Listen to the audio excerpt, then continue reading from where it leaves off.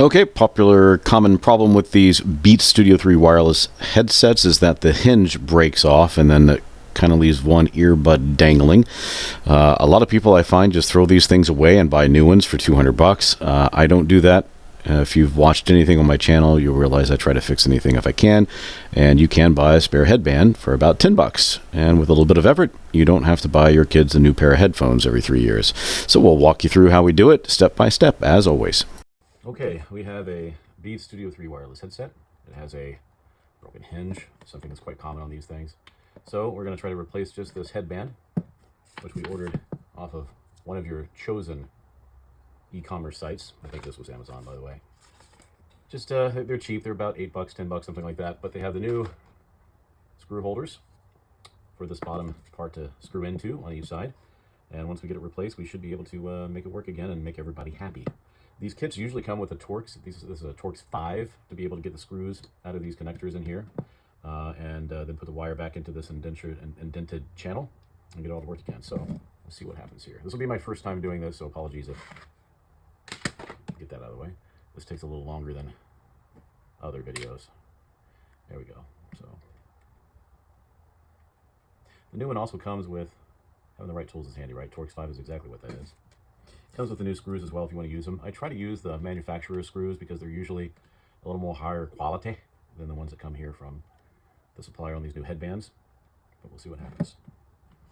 That one's out. Take this one out. Something I always do is to take a few pictures of these things before I replace components. That way there is a visual reference. Kind of hard to do when I use this camera for doing the work here, filming the work, but I have already taken some reference pictures just so I can see what's going on. Okay, that's interesting. You have blue threads on the ends, a little Loctite. A little Loctite was used on these things. All right, so let's see what happens to get this out of here. That seems fairly easy enough. All right, now I believe we have to pry this old headband off of here. Now, if you've ever gone to service and replaced iPhone screens, you probably have kits like this lying around. We have a lot of them lying around. I keep all the parts because you never know when you may need these kind of things again. So let's see what we got in here. I just need to get a little pry tool. Let's see. Here we go. That's exactly what I need. That should work just fine.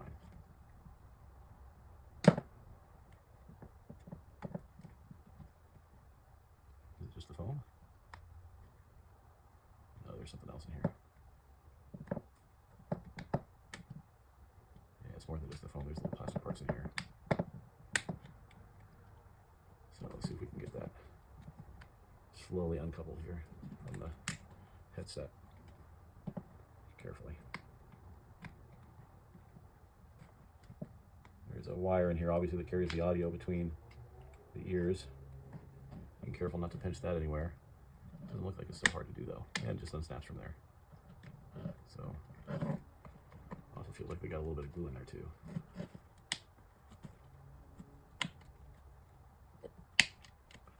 Snap by snap, I guess. Yeah, I can feel a little adhesive that they've used on this foam padding. Otherwise, there's just little tension snaps that seem to hold this thing in. That's it. All right. Yeah, there's some adhesive here. So let's put this foam back over top because that seems to be what the adhesive is for, is this foam. This rubberized padding. Get that back over the edge. There we go. It does take a little bit of messing around here to make sure that the wire goes into the channel and the padding part of the headband gets clipped into the new headband that you're putting in. It doesn't matter which side you start on, but just start on one side and then slowly just kind of clip it into place. I had the most luck having the headphones in this orientation where the buds were kind of dangling down and just slowly snapping them into place, and you'll hear them snap when you push. Just a little bit of patience, some playing with it, and you'll get them in. Then the fun part is getting the hinges to go back into the receptors on the earbuds themselves. I had some leftover damaged components that I had to kind of finagle out before they fit in, but you'll figure it out. Just make sure that the receptacles are clear of any obstructions.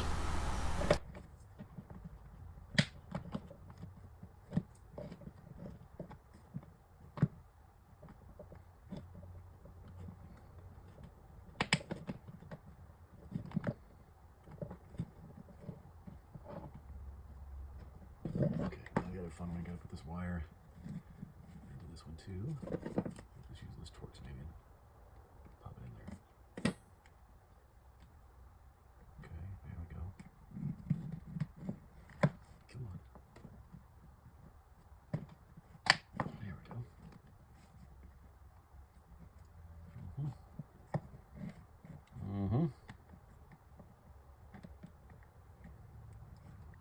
All right, this little piece is stuck in there really good. You see on one side it's out, but there's still some black chunks in there. So I'm just gonna use a small screwdriver and try to wedge that out of there. I was finally able to get that one clear. So both sides here are clear and ready to be rehinged.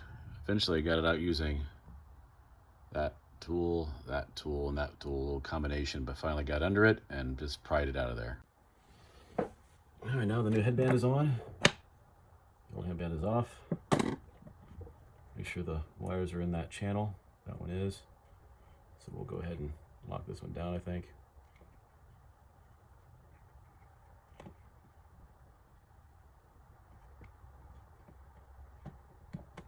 Seems to be all right. Nice and snug.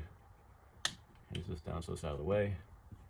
Again, I'm going to use the original screws that came with this thing and put them back in, not the replacement screws, my 5 Torx.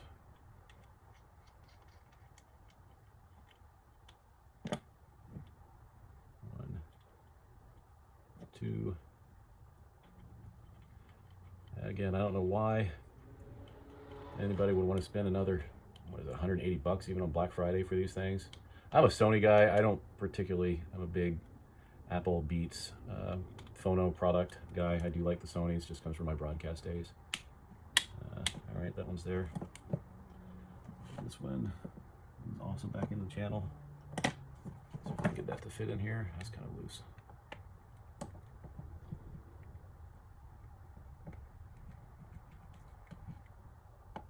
It's in there, hinge down. There we go.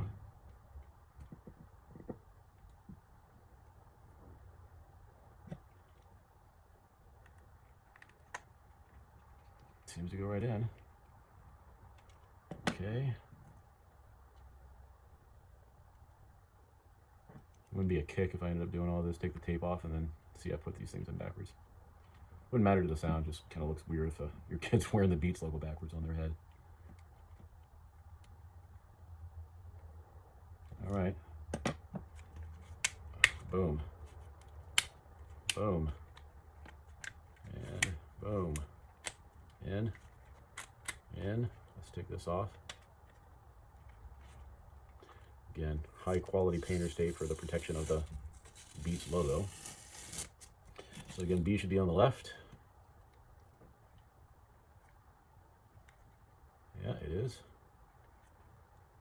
On the right, so we're in there. Done. Yay, $10 part in about, well, a half hour screwing around, but eventually we got it done. Again, thanks for watching. Hope it was a help. Good luck.